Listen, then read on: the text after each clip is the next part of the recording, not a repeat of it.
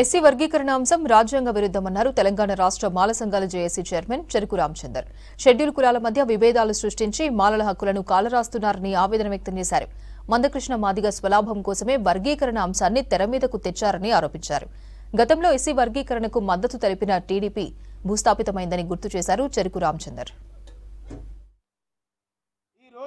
మరి రాజ్యాంగంలోని లేని అంశము మరి ఎస్సీ వర్గీకరణ అంశాన్ని తెర మీదకి తీసుకొచ్చేసి మరి షెడ్యూల్ కులాల మధ్యన మరి విభేదాలు సృష్టించి మరి షెడ్యూల్ కులాల వాళ్ళు మరి అభివృద్ధి చెందకుండా మరి ఆర్థిక రాజకీయ సామాజిక రంగాల్లో అభివృద్ధి చెందకుండా మరి విద్య ఉద్యోగ ఉపాధి రంగాల్లో మరి అభివృద్ధి చెందకుండా మరి అడ్డుకట్టలాగా ఎస్సీ వర్గీకరణ అంశాన్ని మరి ముందలుపెట్టినటువంటి మందకృష్ణ మాదిగ యొక్క వైఖరిని మానుకోవాలని చెప్పేసి ఈ సందర్భంగా మేము డిమాండ్ చేస్తున్నాం. సుప్రీంకోర్టు తీర్పును మరి అన్ని రాజకీయ పార్టీలు కూడా మరి గౌరవించవలసిన బాధ్యత మరి అందరి మీద ఉన్నది.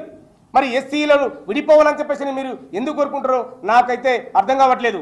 కేంద్ర రాష్ట్ర ప్రభుత్వాల నుంచి మరి అణగారిన వర్గాలకు నిమ్నజాతి వాళ్లకు రిజర్వేషన్ లబ్ధి పొందని మరి అనుబంధ కులాలకు వారి అభివృద్ధి కోసము మరి ప్రత్యేకమైన బడ్జెట్ను కేటాయించాలని చెప్పేసి ఈ సందర్భంగా నేను డిమాండ్ చేస్తున్నా.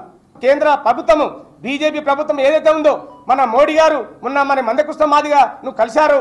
మరి ఆ మందకృష్ణ మాదిగను మరి మన బీజేపీ తెలంగాణ రాష్ట్ర అధ్యక్షులు మరి కిషన్ రెడ్డి గారు తీసుకుపోయి కలిపడం జరిగింది. మరి మేము ఎస్సీ వర్గీకరణను చేస్తామని ఆయనకు హామీ ఇస్తున్నారు మందకృష్ణ మాదిగకు.